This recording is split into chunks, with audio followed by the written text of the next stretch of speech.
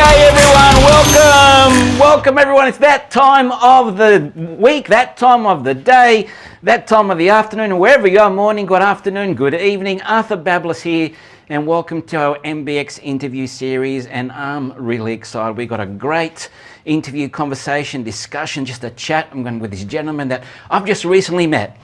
And you know when you just meet someone and you just get connected and think, wow, you're doing similar things, you build rapport, you're on the same mission, you want to make a difference. And I only met this guy, I'm going to tell you the story in a second, but I only met him last week. And I said, you know what, let's get on this and let's have a conversation. But guys, welcome, thank you for being here. It is Monday afternoon or evening here, early evening in Sydney, Australia. Let us know where you're watching from. We are streaming live on 4 different platforms in our YouTube channel, in LinkedIn. So if you're in LinkedIn as well, let us know you're watching.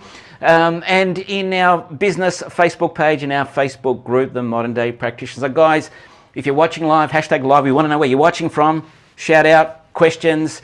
If you've got a question for this gentleman, our guest, let us know. And if you're watching the replay, tell us that as well too, and put in a question. I'll make sure that will come in afterwards, and also our guest, and we want to be able to serve you with what it is that we do. So 27 years in this field of complementary medicine, personal growth and human performance. And I tell you, there's never a day that you don't learn. I mean, you got to have that mentality, that mindset, that heart set. We're always open to growth, open to the possibilities, open to expanding and evolving your consciousness, and allowing yourself to experience different things.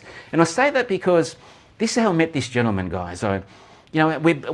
We're building a business in this technologically advanced world, and so we thought we'd get a couple of VAs and connect with our people on social media and just send out messages on behalf of us to have a conversation. Some people love it. I'm meeting a lot of wonderful people, and some people think, hey, it's pushy. What do you want here? And I'm thinking, man, you're on this social platform to connect with people. Why is it you don't want to connect with people? And yet there's some people that reach out and say, hey, let's have a chat. Let's get on the Zoom. I did this with this gentleman that we're going to introduce you right now. He's an organizational psychologist, he's an executive coach, and the work he does, I looked at his website, the conversation we had, instantly connected, and he's written a book, how to lead with truth from Hart, right? And guess what? This gentleman's name is Joe Hart. So let's give the round of applause, bring your hands together, let's welcome Joe Hart to our discussion today. Joe, let's get all these... Oh, my sound effects are going crazy. Welcome, Joe. Thank you so much for being here. Monday night in Sydney. I know you're in Sydney as well. You're on the northern side of Sydney, you're on the south side of Sydney. Battle of the beaches, as they say. But look, again, I want to thank you for being here. And, I thought, let's have a conversation. And when we connected last week had a quick Zoom, it was just a great discussion. And, I felt... Personally, I felt that there was someone that just instantly took time to get to know me. I found that you're asking me questions. You got me talking about myself. Look, man, he's good. He got me talking about me. But, I felt comfortable with you and, shared some stories, and you shared some stories. I thought, wow. And I think that's in today's world, that's how you build relationships, build it with heart, build it with being vulnerable in the truth. And I think that's how we do business today. And I thought... And let's get you on here. I don't know where the conversation's going to go, but welcome. Thank you so much. And look, that intro, seriously, that's pretty fun. I mean, I've done a few of these podcasts now, and that is certainly the most fun I've had at an intro, just watching you go through that process. So thank you for that. Good. Yeah. Well, we pride ourselves on this tech, right? 3 years ago when the whole world went into this, we had to shift and look at doing things a little bit different, how we shift our identity, shift the way we do things. And I thought, what? One thing I do like, all my whole life, I like my tech, and it gives me opportunity to explore. And then, as I showed you, right, here's what I do. Here's how I'm coming to people, right? And wanted to be able to provide what we do, our training, our services, our coaching in a different way, not just a webinar, not just an online thing, but for people to have the experience with the music, with the sound effects, and all the different angles and what we do. And I'm loving it, and people are loving it. And you know what it's done? It's helped us connect with people that we wouldn't have connected with before. It's like we've gone from 6 degrees of separation to, 1.3 or 1.4. Like the world's become smaller, right? And people are able to do work with us now that maybe wouldn't consider to travel to Australia or us to go there unless there was a specific event. And so borders have gone down. And I think that's been a big plus. A lot of people looked at whatever we went through as a challenge or a negative or a, but what are all the positives that come out of it, and how is it going to improve the lifestyles and allow us to, connect differently. So that's me. So thank you so much for that. So, but hey, today's about you. I want to know a little bit about you, and we start introducing people. Say, what's the Joe Hart story? I know we talked about it a bit. You're organizational psychologist and you do executive coaching, been in this world, in this field for a while. But tell us, how'd you get here doing what you're doing? Because I'm sure this isn't your first career choice, right? Right. Certainly not. We've had different moments in our life. Yeah. So maybe share a moment which was a pivotal moment which got you thinking there's something more for you, that took you on this path of coaching and serving and helping other people at a corporate level. Even though it's corporate, still the individual, it's just the corporates pay you. Correct. Yeah, look, it's a big question, sort of how did I get here? So there's probably not enough time to go into all of the different pivotal moments. But if I fast forward to university, I think I started university. I was studying biology because I wanted to go down a path of anatomy. Weirdly, so biology was my best subject at school. I think we might do one of these things. For some people, for others, it's totally. So, I didn't really understand what that would involve. After speaking with a couple of lecturers and going and observing the Museum of Human Disease, I decided I didn't want to be an anatomist, and I think that was a good decision. So ended up studying a bunch of different things. I did language, I did linguistics, I did psychology was part of that. I'd studied a bunch of Chinese, actually, funnily enough. Wow. And then philosophy, and then landed on psychology as something that I thought was quite interesting. And it had some nice overlap with biology and zoology. So I majored in psychology and minored in zoology.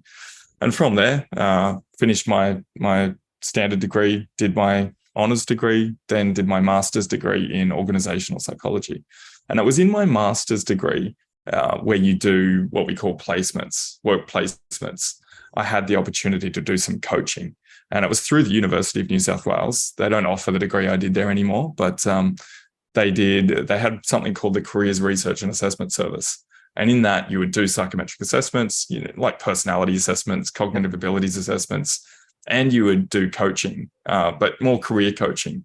And I remember just really enjoying the simplicity of that role and the humility of that role.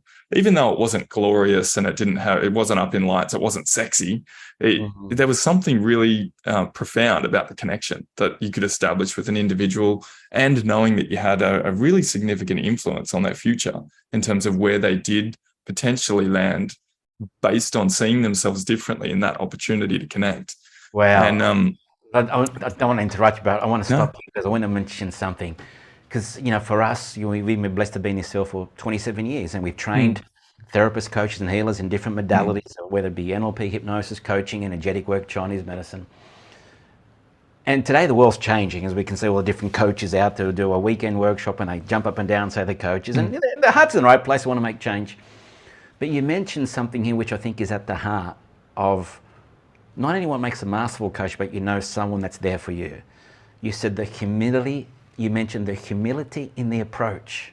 There's a humility about having a conversation with someone where they open up to you and you learn about them, you learn about what they like about themselves, what they don't like about themselves. You learn about their dreams, their aspirations, and you learn about the shadow and their challenges and the things the obstacles, and for them to share that in that private space, that's not only a privilege, but it's a humbling experience for us as an individual. And for me, I want to honor you and congratulate you, because I don't see that with a lot of people. I think they miss that human connection to understand that this is the work that we really do. It's that human connection that helps people change. The money will look after itself. The income will look after itself. If you're doing that to make a difference in other people, and you got that value yourself as leading, I think you're going to live a glorious life. And Mm. I tell you, for me, that's taken a while to get that too. You know, Yeah. because you're caught up in the extrinsic stuff. Yep. And you need to 100%. go through your own journey to go through that. But anyway, I cut you off. I just wanted to share that with you. Yeah, no, thank you. I No, love the way you appreciate said that. And I think it's important for people to know, you know, if you're going to connect with a coach, a therapist, a healer, you want someone who looks at this process as a humbling process, as a process where they're there to serve you. They're there to support you, and they're getting as much out of the session as what you want. It's not just a job. It's not just out to make 6 figures or 7 figures and go through my program and then who's next in my funnel. You know, it's about making the difference. Yeah. And, it's interesting you say that, because I probably didn't recognize what I liked about it at the time. And actually, I think at the time, I probably wouldn't have admitted to any of my colleagues or peers that I really enjoyed that, because it was seen as like everyone had to do that placement. It was like the dregs placement, you know, so it's like, oh, you have to do it. It's part of the course. I liked it more than any of my other placements. I ended up getting a job at Gallup, which many people would know for Clifton Strengths Assessment, also Q12 employee engagement. And that was one of my placements as well. So through that connection, I ended up working for Gallup for over 7 years. And that led me to more coaching through strengths-based coaching and also then working with organizations and corporate. So that really gave me the ability to work in a corporate context. But then, you know, I've never forgotten that first experience with the Careers Research and Assessment Service, and then came back to coaching. So did some more work with other organizations such as Chandler McLeod, did a few years there, and then started my own business or practice, if you will. And didn't really know what I was getting myself into. I just wanted to start a coaching business, and so I named the business True Perspective, and that was where it all began, and that's your book to too, evolve. right? And it so, is. Yeah. And so, did the book come before you named your business, or the business before the book?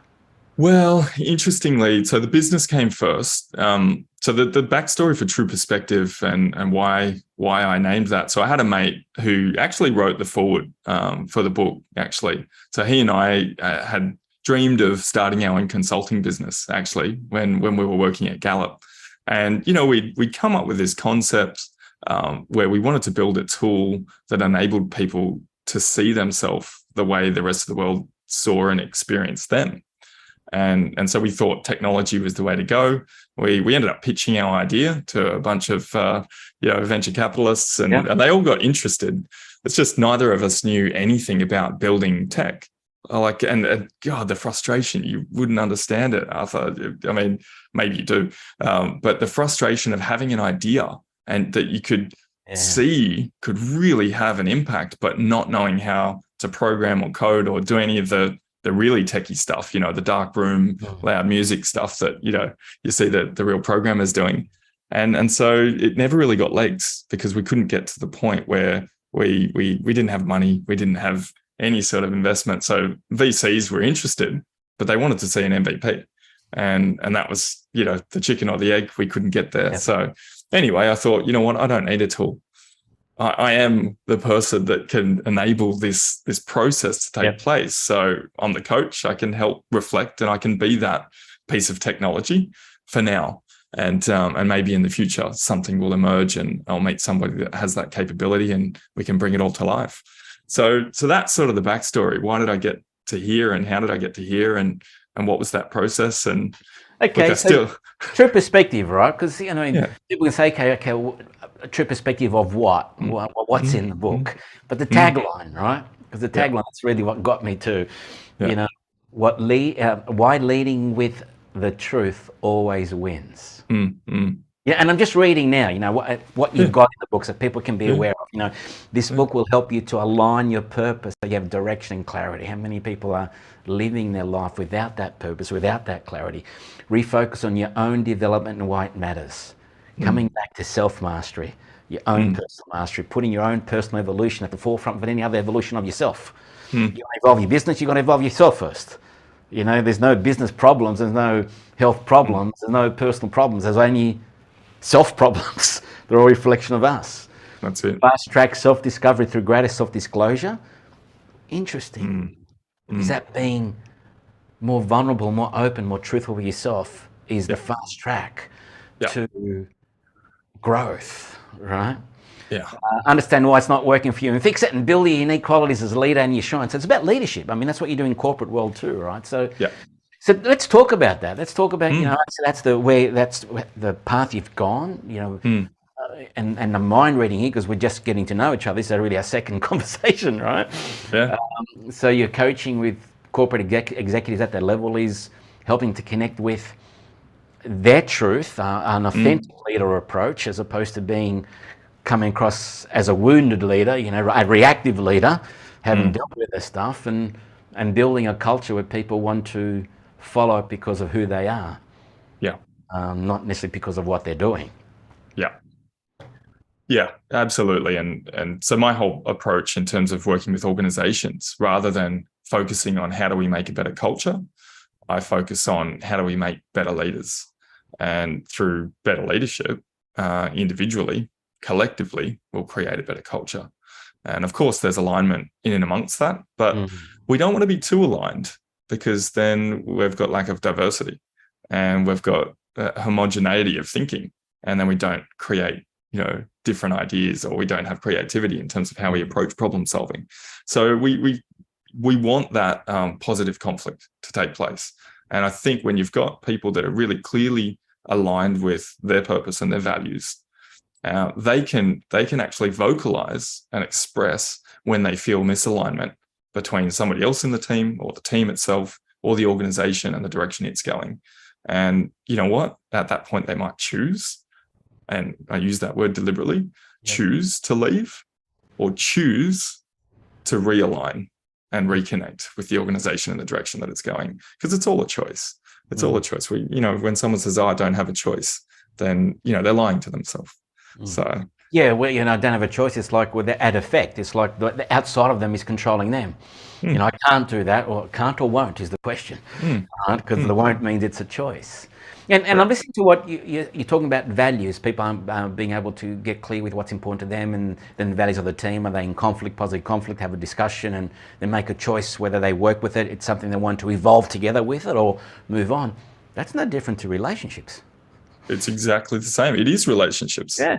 Yeah. I mean, the relationship you have with your workplace is as important, if not more important, as a relationship you have with yourself, with your chosen partner, with your kids, with your mother, father, brother, sister, you name it.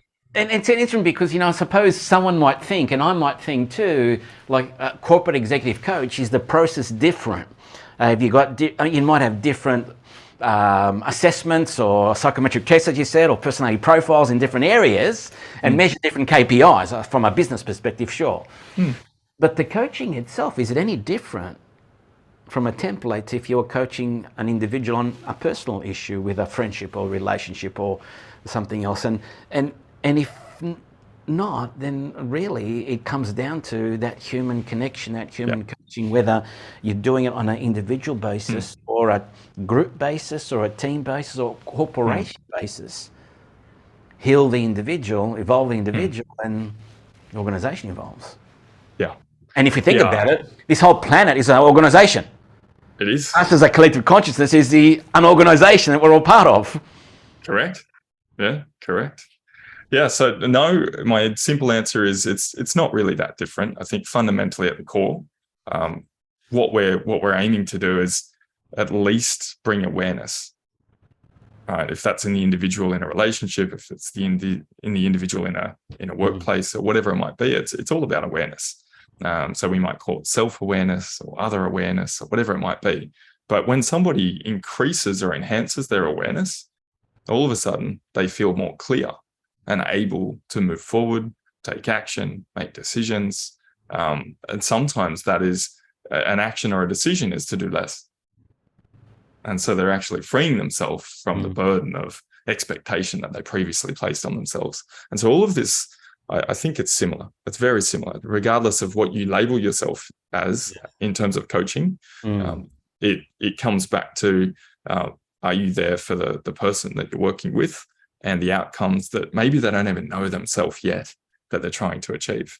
And that's, I think, part that keeps me interested, because even when somebody says, I need to be more confident at X, Y, Z, that very well might not be what they're there to achieve. Yeah. And I don't know that yet. Often it's not. Often what they think they want to work on isn't actually what they end up working on.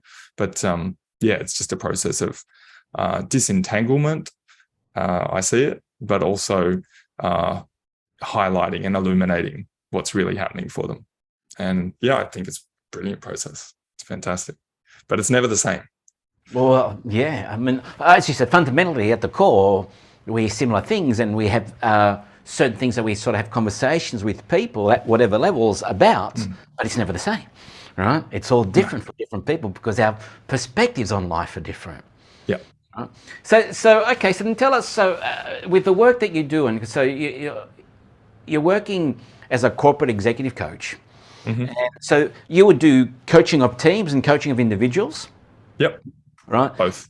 And both. And when you think about it, we're talking about individuals and teams, but ultimately it's how they interplay together that helps the organization get a result. And the importance of that, because again, when you think about the economy that we live in today, like in this country and all the other countries and the planet itself, the world going along, these corporations, these companies that provide the service and products that we have to live in, the way they operate has a huge play in terms of the lifestyle that we live and what we get to experience. And so the role of the coach at that level to help those outcomes, that's huge. It is. Well, and I think aside from the products or the services that a company provides, it's the support that organization provides people to support themselves, so they can support their families. And so if that support is reflected on as negative or a negative experience in their life, that can be a terrible time for people to think back to. It can be quite traumatic if the culture or the experience was not great. And then conversely, if it was an amazing experience, they reflect on it with just absolute admiration and, just a great time in their life. The influence that we have as coaches, but also people in organizations as leaders, I think is huge. I mean, Gallup talks about 70% of how someone feels at work is determined by their direct manager or supervisor. And so that number right there is critical to understand if you're in a leadership role. And even if you're not, but you have influence, you're influencing 70% of how people feel around you, right? So it blows my mind. And so as a coach, you've got a direct line into the conversation that people are having before they determine how they're going to respond to the world, right? You've got this, you slow things down and you've got this opportunity to really draw it out and enable them to understand how are they making choices as a leader in the world with the people around them, and what are the consequences of those choices, both positive, both negative, and some neutral. And so how are they going to be more conscious? And so what I talk about is legacy creation. How do we enable this person to be really aware of the legacy that they're creating? And some people don't like the word legacy. They think it's too big and audacious. I just say, well, even if you don't like the word, how are you going to be remembered in the world? How do you want to be remembered? Because whether you're conscious of it or not, it's happening. It's happening. And because you're in that role. Correct. It's happening. Wow. So, anyone in that type of role, as you said, whether they lead a team or they're an influencer or whether they like it or not, the way they interact has an impact on other people's feelings. Now, you might say from a coaching role, say, well, hey, well, then obviously they're at effect. They should, so they're waiting for me to make them feel good. Well, we're not talking about that, but we're talking about you understanding that with your role comes a responsibility. Correct. And if whoever you're working with is not at that evolved consciousness yet, whatever the case is, you knowing that, what can you do to help them evolve as opposed to putting it back on them? Because I think in the coaching world today, a lot of people, it's easy to say, oh, they're not ready. I just put it back on them. They're at effect. Yeah. All right? And not really say, well, what role am I playing also as a coach or as a leader or an influencer, as you said? to be able to create the environment for them to actually make that choice to face the things that maybe they weren't prepared to in the past because they didn't have the environment where they felt they could. Yeah. Or safe that they could. Yeah. Well, that's it. And there's a couple of things in all of that. I mean, firstly, there's self-awareness. So, and I think any leadership model that has any sort of clout talks to self-awareness. And everyone sort of intuitively gets that if a leader lacks self-awareness, then their leadership ability will be compromised. And they're probably not going to be rated up there as one of the greats of leadership because they just aren't aware of how they're affecting people. Their impact on others is something that they're not clear on. Now, they might fluke it and just be really positive and lack a lot of awareness. Most of the time, it just doesn't rub off very well on people. Eventually, it will, they can't adapt. It's that they've got one switch and it's on or off. And that doesn't always work in scenarios, any scenario. So self-awareness is key. I think once you get to that ability of self-awareness with a leader and they're really clear on what do they value, what's their purpose, what are their strengths, what are the things that really enable them to be their best version. And of course, those strengths have weaknesses too. And so they need to be aware of those weaknesses and the dark sides, as you referred to before. And Jungian psychology comes into it, and the shadow self and, all of that stuff. And then also emotionally, what are the triggers? And this has often got to do with how their mother spoke to them, how their father spoke to them, experiences they've had early in life, trauma, all sorts of stuff. So to that vulnerability that I was talking to before, the self-discovery through self-disclosure, they don't need to disclose everything, but it's the process of determining what it is that they choose to disclose that enables them to create boundaries for themselves. And they're like, that actually isn't something I want to bring out there into the world, and I'm not sure that that's going to enable me to feel safe and heard. So I'm going to hold that one. I'm going to leave it in the vault. That's okay. Like, I'm not saying you have to spew everything out, because sometimes it would probably be inappropriate. But what I do want you to do is go through the process of determining that level of disclosure for yourself. And in so doing, you'll really understand who you are and what triggers you and all of the things that make you you. So they're the three areas that I work with people and just make sure that they're really clear. Post that, you think, well, now what? Right? So you're really clear. You've got this good view of who you are. Well, then we seek feedback. Well, I think I'm clear on how I'm being in the world. How do people see me? How are they interacting with me? You may not like everything you hear, but it's valid and we need to understand it. So if you're saying to yourself often, I don't care what people think about me. I'm me. I'm just putting myself out into the world. It doesn't matter. I'd say proceed with caution, because it does matter. How you impact others absolutely has a really, really important impact on the world. Remember, 70% of how people feel is determined by your leadership. So it does matter, because we need to understand if we're making them feel bad. Because if bad is what you're going for, that's probably not something I'd endorse. So once you're really clear on feedback and you've done all of that work on yourself, to me, that's the gateway. Right? That's the beginning of the process. And by the process, I mean, once you can see yourself really, really clearly, it opens up and affords you the opportunity to do what everyone wants to do straight off the bat. And that is see people how they see themselves. And this is easy, actually. It's called spotting someone's foibles, seeing somebody's insecurities. Everyone can do it. We can all see when someone's carrying depression or happiness. Yeah, it's really hard to hide. But you know what? It's dangerous. So when you've done the work on yourself and you've gone to those places, and some of them being dark, some of them being bright, then you've earned the right and the privilege, I'll call it, the honor and the privilege to see somebody how they see themselves. And then you can help them. You can help them by highlighting to them how they're presenting themselves to the world. This is the role of a leader, in my honest opinion. And it's the truth. And this is what I mean by lead with truth.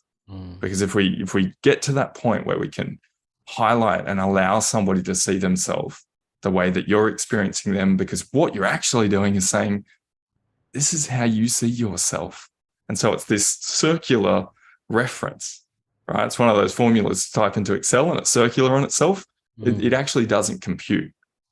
But when you think about it, it makes perfect sense. And it sort of relates back to Stoicism and the whole idea of the mirror.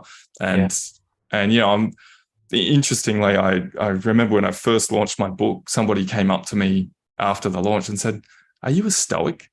And I hadn't done much reading on Stoicism up to that point. I sort of knew a little bit about Marcus Aurelius, but it wasn't something I'd done. And then I went and did a bit of reading, and I was like, wow, a lot of what I talk about really maps and aligns onto Stoicism. So, yeah. And it's interesting you say that, because I think that Stoicism or Stoicism, however you pronounce it, is something you fall into based on your journey and in your evolution of your consciousness.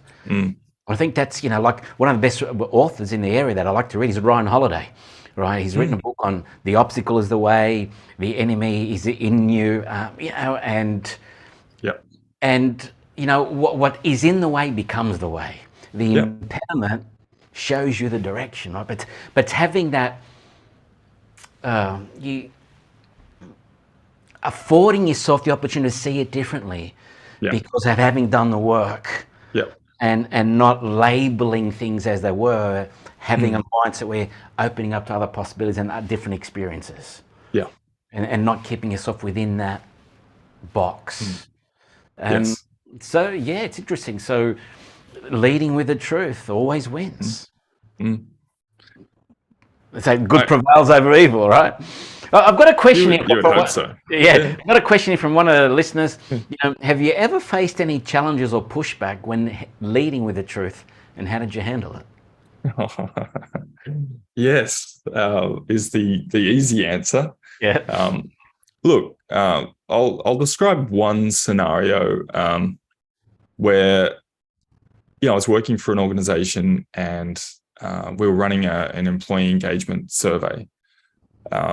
For lots of detailed reasons, the CEO of the organization did not want that survey to continue. Hadn't really been across the detail, so sort of tapped me on the shoulder. The HR director was away at the time, tapped me on the shoulder because I was the OD partner, and said, "Hey, what's this survey that came out today?" And I said, "Oh, yeah, that's the employee engagement survey. We're running that. That's to get a pulse check." He said, "Yeah, I get that. But why is it out there?" And I said, "Well, we're running it. We've been running it for a couple of weeks. It's a reminder." Didn't say that now I know that you haven't done it, because if you're getting a reminder, it means you haven't done it. But, I said, "So we're doing it because it's really important. This is part of our commitment to the organization." And he just sort of gave me this cold look and said, "Stop doing it." And I was like, "Sorry?" And he said, "Do you understand what I'm saying?" I said, "Yeah, I understand what you're saying." And he goes, "Good. All right, well, that's it then. That's all I wanted to see you about." So I left, went back to my desk, and someone came up to me and said, "Oh, what was that meeting about with the CEO?" I was like, "Oh, he said he wanted to stop the employee engagement survey." And, "Oh, no, that's terrible. So are you going to pull it?" And I was like, "No." I said, "Well, why not? What did you tell him?" And I said, "Yeah, he told me that that's what he wanted to do, and said, 'Do you understand?' And I said, 'Yeah.' 'Oh, well, then you have to pull it.' I said, 'No.' I said, 'I understand.' I didn't say, 'I'm going to pull it.' 'Oh, no, that's disaster. He's going to think you're lying.' And, and yes, you could argue that in that moment, I should have said, 'No, I'm absolutely not pulling it, and I'm not leaving this room until we have an agreement.' But I thought, you know what? I'm the only one that can pull that survey. So I did attempt to reach out to his EA and get another meeting just to say, hey, that wasn't the opportunity to have a confrontation, because he wasn't the type of guy that would respond well to a confrontation. But he said, "No, it's fine. You can manage it." That's what his EA said. He said that you can just manage it from here. So ultimately, I didn't pull it. He did get upset because he got the final reminder, which meant he didn't complete it. And ultimately that didn't end well for me in that I exited the organization, not because of that, but it was probably 3 to 4 months after that. I just realized that the misalignment was too strong. So the purpose of that survey, what would have, what impact would that have had from your perspective on the organization, and why was that important? It was the first time the organization had received an independent and objective opportunity to express how they felt. And they were so excited. And when I say they, it was also the first time that all employees that were employed, either contractor, full-time, part-time, were included. So it was all inclusive. It was objective. So it wasn't something run internally that people feared they were being, the scores were being viewed and manipulated. It was anonymous, and they trusted it, and they were excited about it. So if I had have pulled it, it would have undermined everything that people and culture was trying to achieve, and organizational development, which I was representing at the time, was all about. It was an absolute culture killer. So I was totally happy to take a hit and be exited if that was the reason, because it would have been even worse in terms of the leadership if that had have happened, which they didn't do because they probably recognised. And just listen to what you're just saying there too. For me, it's actually heartening to hear, and really, it's at the I think at the core of us as a human, our spirit, of really, we all want to express ourselves. We all want the opportunity to shine and self-discovery, as you said, disclose parts of ourselves. And it's almost like a metaphor for life, right? How many people feel that they aren't able to do that? How many people fall into certain boxes or boundaries or put themselves in conditions and environments where they feel stifled or suppressed, and they're not able to do that, and then that leads to other challenges in their life. So again, communicating with people and helping them to be truthful and disclose and open and vulnerable, that's a pathway to actually starting to live a better quality of life, a happier life, a more fulfilled life. What was interesting is in that scenario, like I thought, you know what, the only thing I could have done maybe differently or better is in the moment say, I'm not signing up to that. I'm not pulling the survey. That's it. And it would have been a more fiery confrontation. So it would have probably required a little bit more emotional regulation from me. And I made the call to not engage in that, walk away from it, and say, well, ultimately, I know I'm the only one who can actually pull this survey. So, he can tell me to do it, and I just won't do it. And then he'll not like me and get upset. But it's actually safer. So I did that. That, interestingly, when the HR director returned, she wasn't happy with my approach. She said, no, we should have done it differently. We should have sat down and had more of a conversation with the CEO and appease and come to a compromise and delay it, which I fundamentally disagree with. Because to me, that then signals, somebody who has an opinion of why are we giving, like, there was so much lead up in communication to this. It wasn't like it came out of nowhere. So, it was political. And I just thought, no, we cannot. Well, you stuck to what you believed it was true. Like you wanted to, so you led with truth and your truth. And it always went because, hey, where would you have been if, it's like the sliding doors, right? Everything that happens in life will lead you to exactly where you need to be right now. Correct. So tell us, because we've been on for about 40 minutes. Let's leave the listeners with, leadership coaching. If they'll, 3 or 4 or 5 tips, I don't know how many you want to share.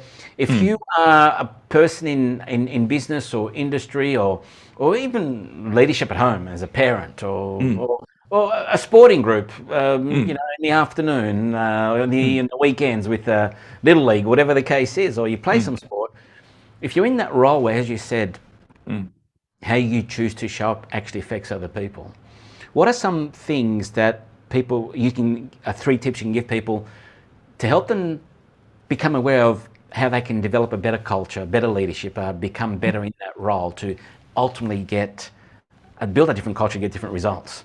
Yeah. So the first one's really, really easy to understand, hard to implement. For some do it really well. And that is just really simply focus on what people are good at. So if you're going to speak with somebody about their performance, focus on what they're good at. You're going to get more out of them. What we tend to do is focus on what they're not good at. Okay. Yeah. Where they need to improve, where they need to be better. And actually, in defense of that approach, that's what people say they want.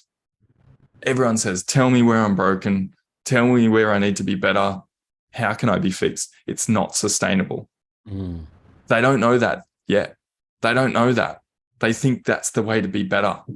Yes, you will improve, but you'll improve to your own level of mediocrity. Love that. You'll improve to your level. Yeah. Whereas if you focus on where you're strong, and it's strengths-based psychology, there's lots of research behind it. It's Gallup's whole approach. Yep. And it makes sense. And so that's the core of positive psychology too, focusing on your strengths. Yeah. It's the core. So in order to do that, you need to understand them. Yep. But then also not to think that if I just focus on my strengths, there's nothing ever that gets in my way, i.e. I don't have weaknesses. You do have weaknesses, and they're most likely your greatest strengths. That's another reason to focus on your strengths. Yep. So the flip side of it is by focusing on your strengths and where you're really good, you'll recognize where you're not good. And so you're actually getting what you want, and you're getting that how do I be fixed piece. How can I get better? By really understanding every dimension of who you are, but let's emphasize and reinforce what's working. And same with the relationship, right? Yep. Why would you focus on the bits that aren't working in the relationship and talk about them? Focus on what is working, and then also manage what isn't. It's interesting because, I can't tell you how many people I've worked with have challenged with the relationships, even myself when I was going through the journey, 4 or 5 years back. And I remember walking into a psychologist and to have a chat, and many people say similar things. The focus of the psychologist is to focus on, okay, what's not working, and really highlight the things that aren't working as opposed to what is going well. All right? Yeah. And then focusing on those and working on those to highlight the areas that need to be improved with what you just said. And again, a different approach, the strengths-based approach as opposed to... Okay, so that's step one. Step two? Yeah. Step two, if we're thinking about a team, if we're thinking about an individual, the combination of both, culture even, taking responsibility for issues or errors or things that don't go well, right? Too much blame, too much finger pointing. I think if you actually just say, you know what, I stuffed up, or I could have done that better, or how can we actually move forward beyond this? And I'll wear responsibility for that stuff, but it feels like there was a bit of a process breakdown. Yeah. What can we do differently? I think that in and of itself, that shows a level of evolution of the individual as well too. Yes. To own their stuff and say, okay, from here, how do we move forward? Yeah. So I mean, some people might have heard you're being a victim, right? So the antidote to that, and if you hear that or you feel it in yourself, and I've certainly played that role many times in my life. Yeah. If you feel that, the antidote to it is take responsibility. It's like, okay, so what are you feeling sorry for yourself about?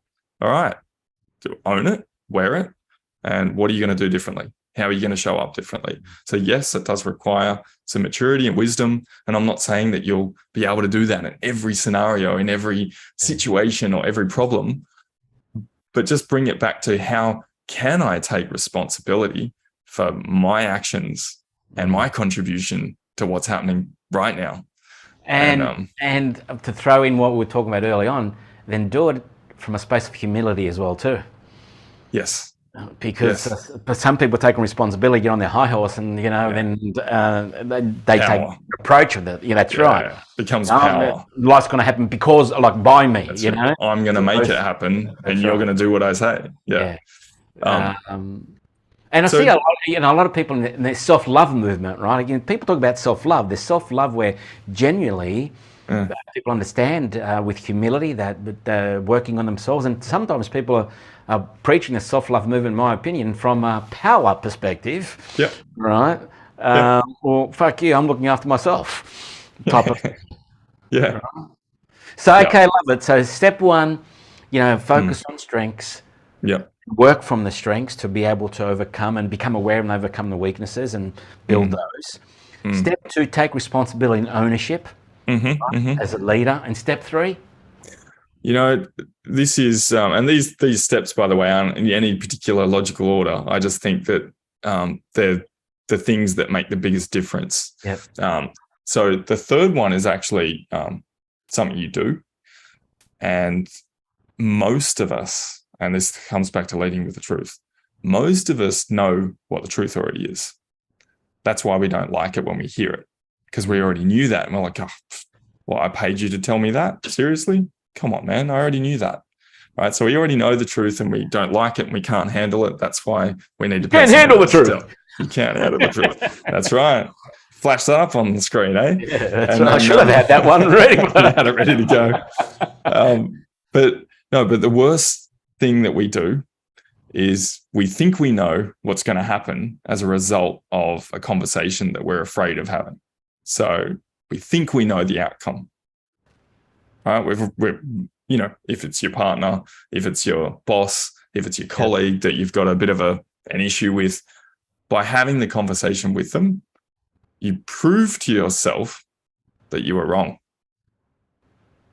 and that you couldn't have possibly imagined or known what was going to happen as a result of having that conversation.